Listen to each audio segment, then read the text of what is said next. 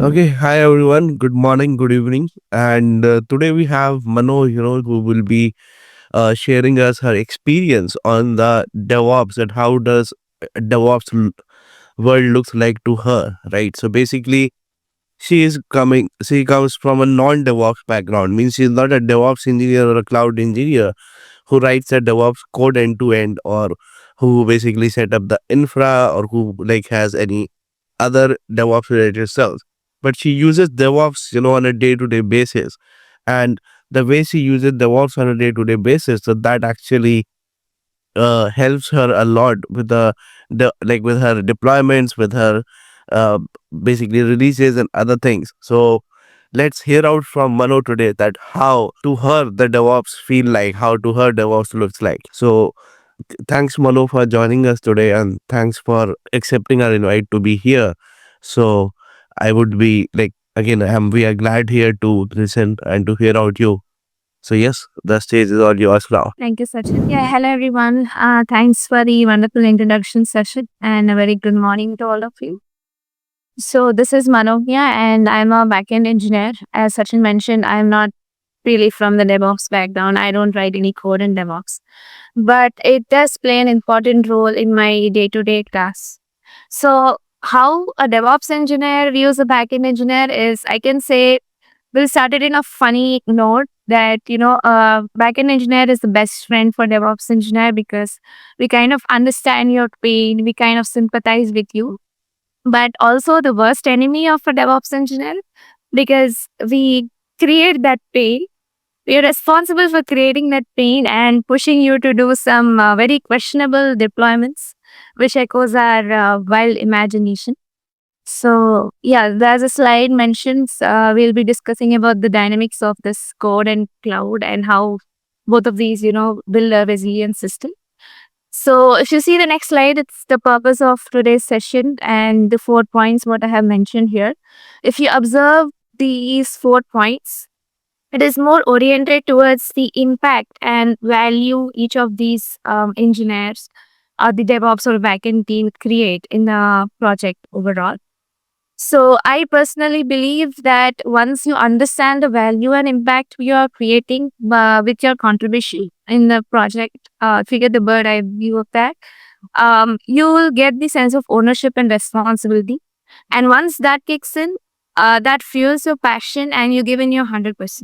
This is what I strongly believe, and have prepared the next few slides based on that. And I hope you enjoy this presentation. Yeah. So just heard me saying that, I'll be discussing about DevOps and backend team and the dynamics of this. But seeing this news, like you must be wondering, why am I discussing about data? So before understanding what DevOps is or what backend team does, it is important to understand what is fueling these two teams. Not only these two teams, it can be the other teams also. Like we have marketing team, we have the entire project or the software, or per se take the entire company. What is really fueling this? What is that fundamental thing the all the companies are chasing to extract some business context or extract some revenue, or else just we'll put the company software, these jargon aside. You see the latest developments in technologies happening every month. There is a new development, and honestly, it's a little overwhelming to see that you'll have to learn a lot of new things, and what was trending before is not really trending now. So, but if you observe this closely, there's actually a core central theme around which all this chaos is happening. That is, people are trying to extract more meaningful insights from data. They're just new ways of extracting, meaningful insights from data, and that is around which all the latest developments are happening. So these are the few points I have mentioned. That data is a new oil is a very apt phrase, and I really like this phrase because oil is the new, it's an important economy driver, and so is data. So whatever teams exist, software exists, system exists, is because there is data and that has to be collected, processed, and delivered. So whatever we build is good whatever we build starts with, understanding the data, what we want to target and what we want to process and what we want to deliver. So that is the importance of data. And having understood the importance of data, we just uh, go into a new an example of a small app which we are planning to create, and that is Travel Buddy. Suppose you are an travel enthusiast, and you explore different sites for planning a trip, and it's often very chaotic. You have a very large number of tabs open, and you don't know where uh, what is the current tab, and what should be the next steps, and you kind of lose information in between all this process. So what you decide to do is you want to build an application. So for suppose you have good Python skills and good React JS skills to show a front end, so you decide to build an application. So some of that we'll call that application as a Travel Buddy app. So some of the important things is you need a server, you need few databases to have the user maintain the user destination payment records.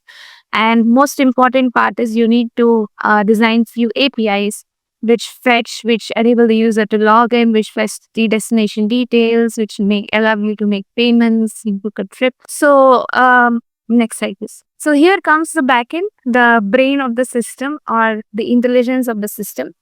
So this is how actually my day-to-day routine also looks like.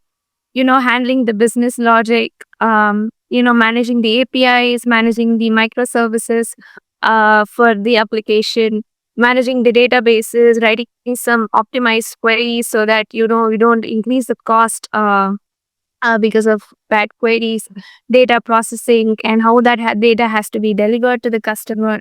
This is how daily day-to-day life of my job also looks like. So for our Travel Buddy app, we'll also have a business logic about rules, pricing, validations, and we'll build some APIs which explore different sites for that traveling. And we'll have different services or a big monolith, anything which maintains payments, which tells the user bookings, and which allows the user to explore. And we'll have databases maintaining the records and a logic to do the data processing. So next slide. Now, since the idea is very good and we are handling data properly and we are getting good results, this app started to become popular. Now, a lot of users who are also frustrated with this tedious process of searching various sites are willing to use this Travel Buddy app now.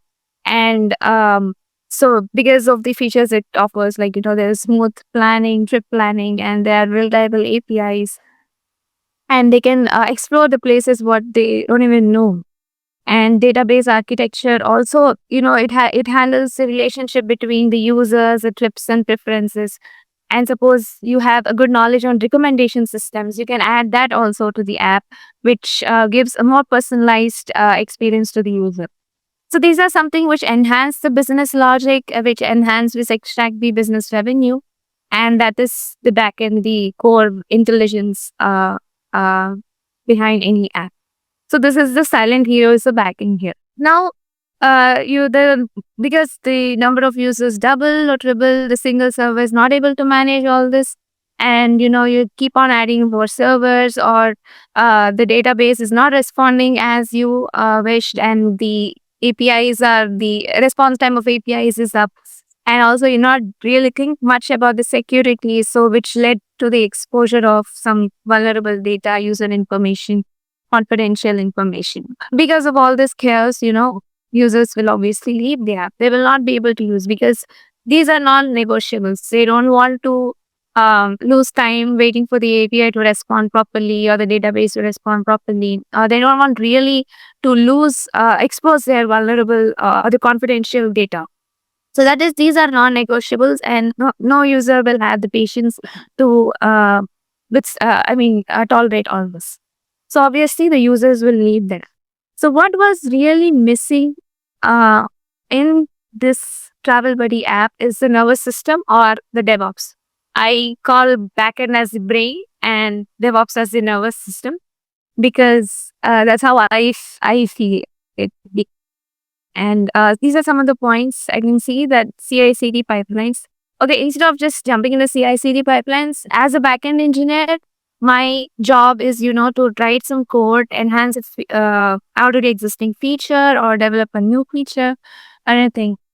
The least I want to think about is the deployment part and the security part. I really don't want to worry about that.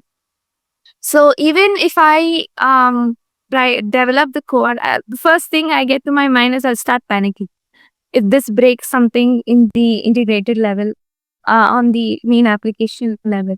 So my biggest panic is that. And what if something breaks in the production or something like that. So CI/CD pipelines, I think they have done. This is the wonderful um, process, which eases a lot of pain of backend engineers. One is if you have a version control system like a GitHub, you can just parallelly, different backend engineers can work parallelly on whatever they are developing, and I can push their code smoothly into the GitHub. And from there, the unit test will be running on the pipeline, and then the integration test and the performance test, and then that will be deployed to the staging, that will be deployed to the production. So CI/CD stands for the continuous integration and continuous delivery or deployment. There's a minor difference, but yeah. So these all things is something which a backend engineer need not worry about. It just happens in the background smoothly, and if there is any issue, it'll just come and fix it. Imagine if CI/CD was not existing. I can only see the pain that you have to you have to run everything manually, all the tests, the integration tests, the unit tests, everything should be done manually. And if there is any issue in one of the things, then everything else gets compromised, and there's a lot of time spent on fixing that. So this CI/CD is something which automates that, and eases the pain of a lot of backend engineers. And second thing is load balancers. Is something when there is a huge traffic. It is important to distribute the traffic properly to get the proper response from the servers. And if that is not done, I think you will get this backend bottleneck, and servers will go into a downtime. So that is really important, and backend engineers really need not worry because DevOps manages this. They just have to focus on the efficient code writing, the resource utilization, what they want, and building the applications and dependencies. That is the only thing which they need to worry about. And auto scaling, this is also a very non-negotiable topic that infra should grow with the users and it should shrink when users are not present.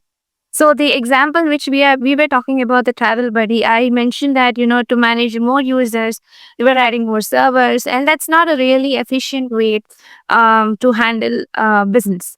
It's something like if there are users, it has to be the servers have to be multiplied.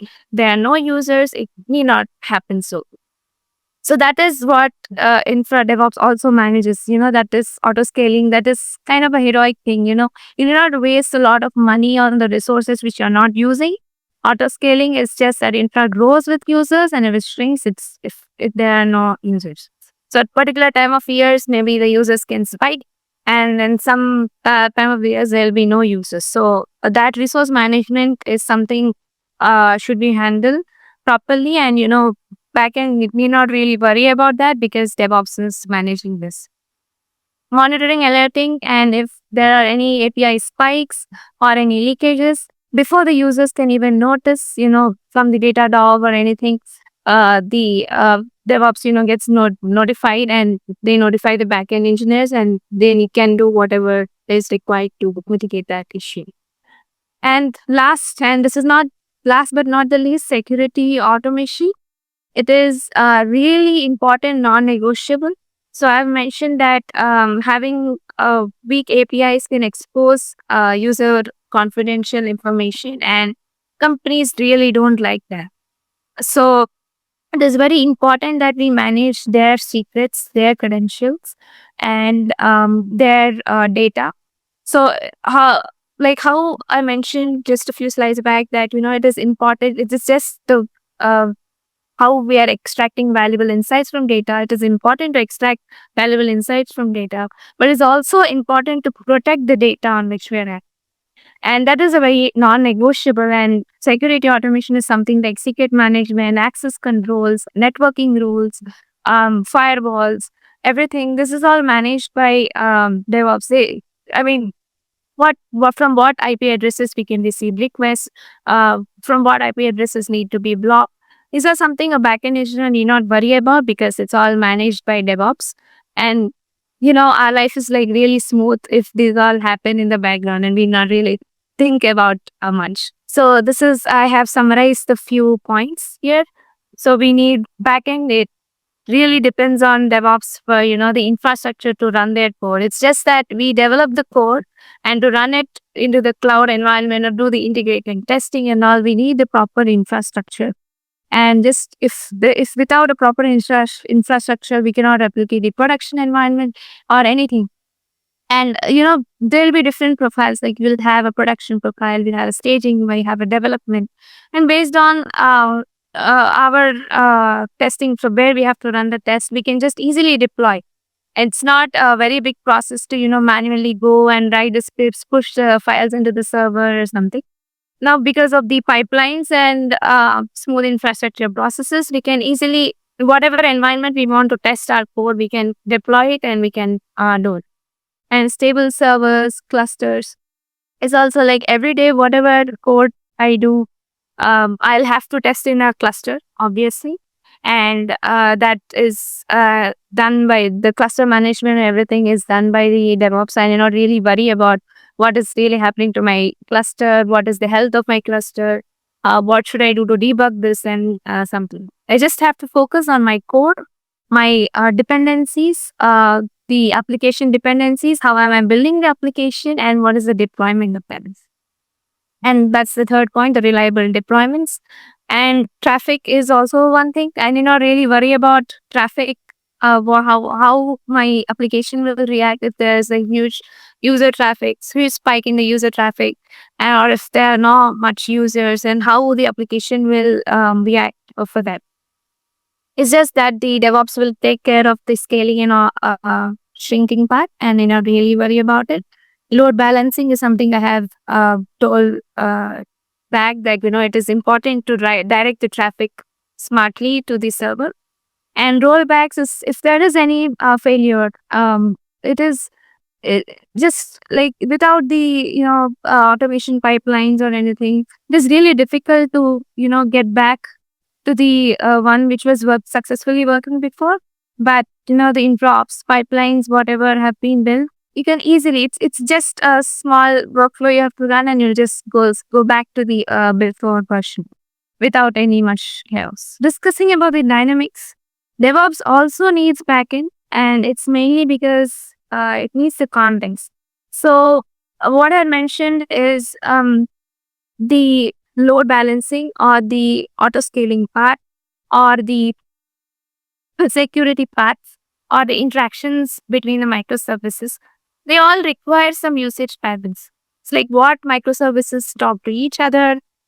This type of dependency graph, or if there is any networking rules they have to configure, they'll have to know about the timeout. They have to know about the retries so that they'll configure the networking rules accordingly.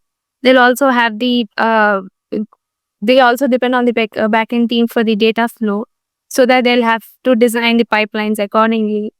And if I think the CPU required or the memory required, if the backend provides, they'll have to write the scaling rules, that is the resource usage patterns. So these are some of the few points which I feel DevOps needs it from the backend team, and that is mainly around the context.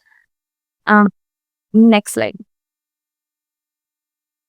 Yeah, next slide. Yeah, so whatever points I have discussed about how DevOps really impacts business, I just put everything into a few slides. Like DevOps is reliability, so zero downtime deployments, auto healing services, load balancing, monitoring, and disaster prevention. These all is something which cause a downtime for an application, and if there is a downtime, it means business loss. So because DevOps team exists, this downtime is handled properly, is managed properly on the application level, and nobody we need not really worry about this fact. DevOps means speed. So just imagine whatever for a new feature or to be deployed, or any enhancement in the feature to be deployed. If there were no CI/CD pipelines, then just doing the manual testing, unit test, integration test, this all take a lot of time.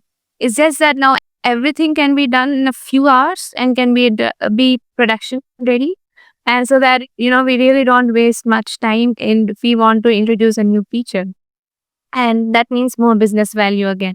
So it's a continuous delivery, and you'll have a shorter bug fix cycles because everything is done, enhanced, or deployed, and it's all happening smoothly and automatically. There's no manual work required, and DevOps is handling that. The DevOps pipelines will be handling that. DevOps means security, as I mentioned.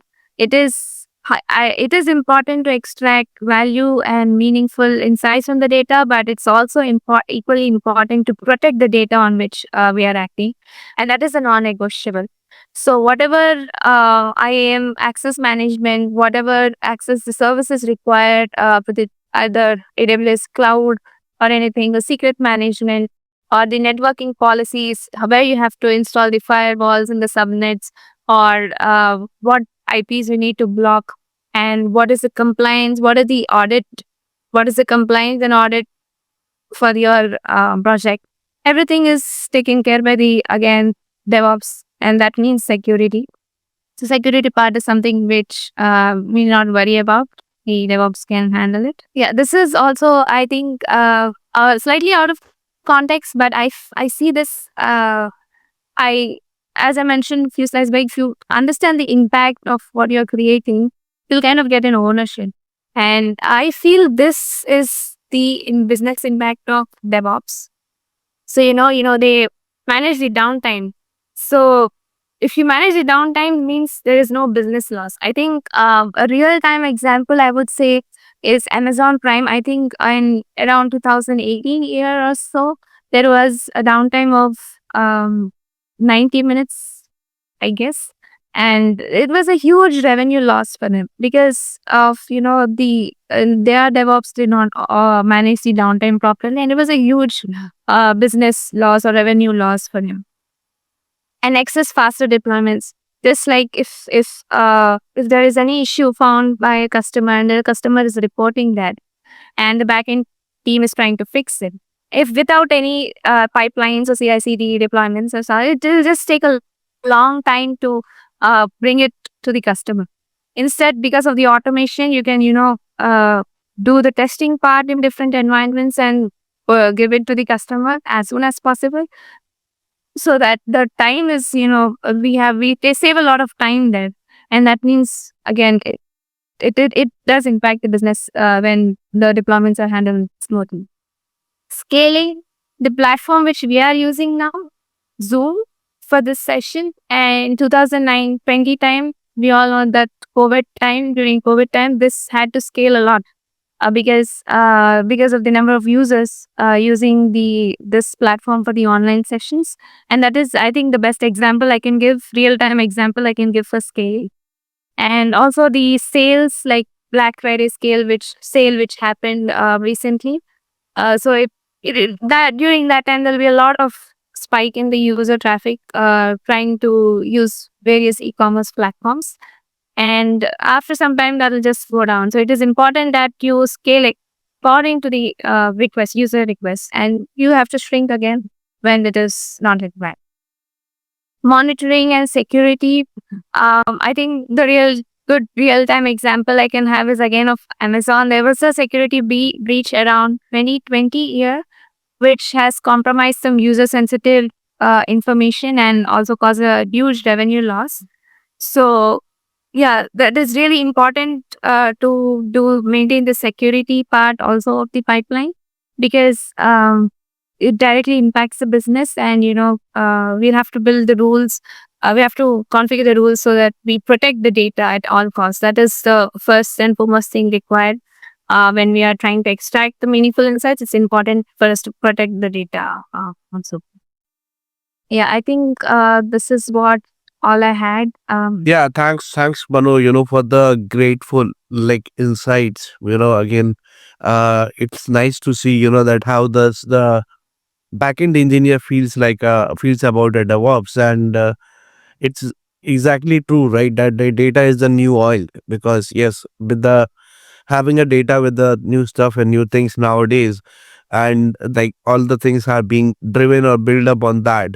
So with that, definitely the scaling of infra, the security of infra, and the faster deployments, all of those things are needed, which you have already covered, that how those things are helpful. But would you like to share us more, a bit of on the idea on that, how do you monitor or manage the logs and the other kind of a things, so metrics and things? So in your backend code, what are the ways through which you put up the matrices, put up the logs, and monitor that too? Yeah. So that is a very good point you have asked. So it is so when I said that we need to extract meaningful insights from data, so whatever business logic we are applying on the data which we get, it is also important to capture the results of that. So whatever business logic we are applying, we need to capture the result, and it has to be not like, and we just need to capture the end result. We have to capture the results in throughout the process. So when we see, like, if there is any data getting lost, or if there is any if there is an issue in the data format or something, it's important for us to capture the metrics around that, and use a platform like Datadog, to read about, like, if there is any issue in the process which has happened. So we do get matrices about the data lost or data being sent to any dead letter queue, or if there is, we add different labels to the data. If we expect the certain patterns in data, we push it to that label.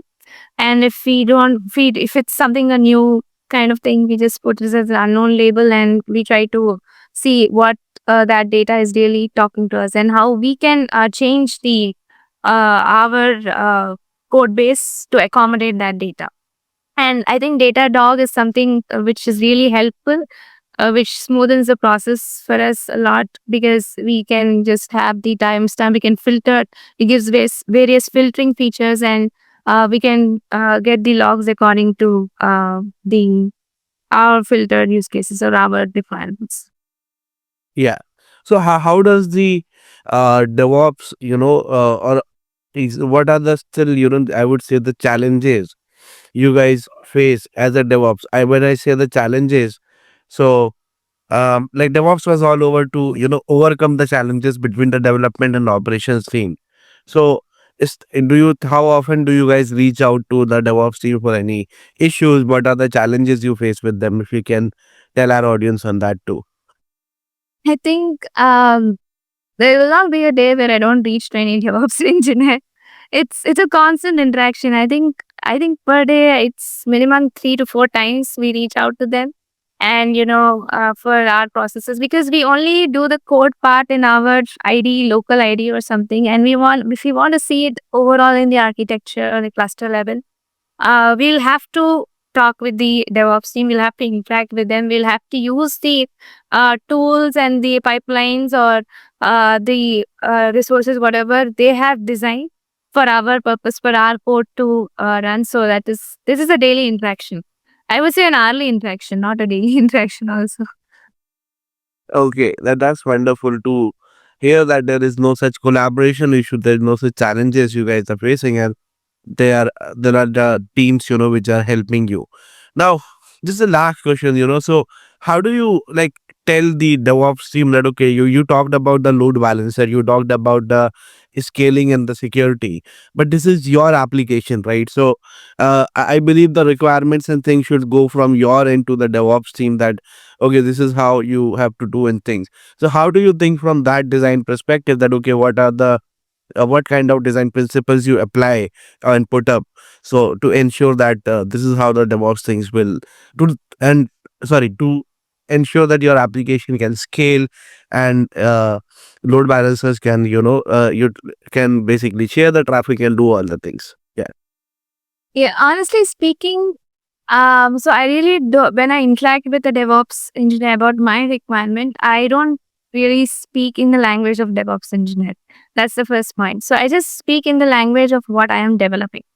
So what my application is for, suppose I'm designing a microservice, what is the purpose of it and how it should interact with the other microservices, and what are the dependencies, some of the dependencies it will have. So I'll be thinking in this perspective and how it should be handled. So if I'm building any application based on an API, fast API service, I'll be using some software design patterns like adapter pattern or something, which ensures that the application is running smoothly. I'll have to see how much CPU is required or how much memory is required. But these are like a few small things which we'll have to notice, and I'll just speak in this language to the DevOps engineer, and they take care of the rules, whatever is required. They can understand better, and not really speak in their language. They understand what has to be done better than me. Okay, thanks, Mano, again for that. So let's hear out from our audience if our audience has any questions, anything to ask, or if they got anything insightful from the session and they would like to share or talk about that. Audience, forum is open to you. Feel free to ask any questions. So thank you, Mano. I have just a remark. Like, what is the expectations these days from the backend engineers such as yourself, right? Like, the trend globally is like the companies are expecting an individual to do everything by themselves, like writing the code, the unit test, integration test, and even like deployment. At least in our organization, the developers are doing it by themselves. So, do you think this will overlap, like the tasks of a DevOps engineer and the developer will overlap, or there is still some time to go for this? I think talking about task wise, I'm not really sure. That depends on the organization. But what I believe is when you have to build a strong and resilient system, you need to understand the fundamentals of code and cloud both. Coding is important, and as well as understanding cloud, how the things get deployed in the cloud. Suppose from a backend engineer perspective, I just can't be satisfied. I know Python, I know this, I know a few uh, uh, backend concepts, and that is enough.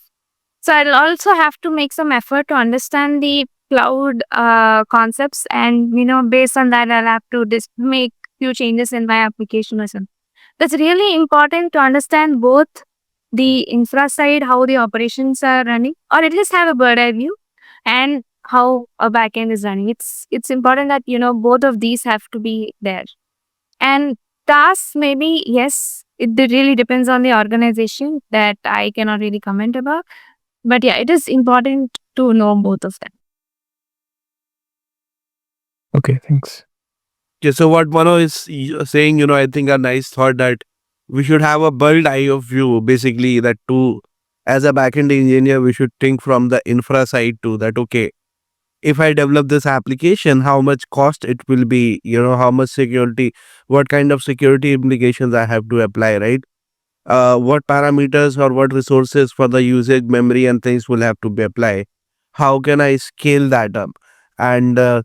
And apart from that, she says that the expectations looks like that not only to have a knowledge of a Python or a Java or any programming language, but it is also to have an important understanding and the knowledge of the cloud and the DevOps things too, because you are going to build up the microservices, you are going to build up the applications, which will basically act like a, which will basically gonna work in the cloud world, and they will be deployed there. So you should have a fair understanding of those concepts too.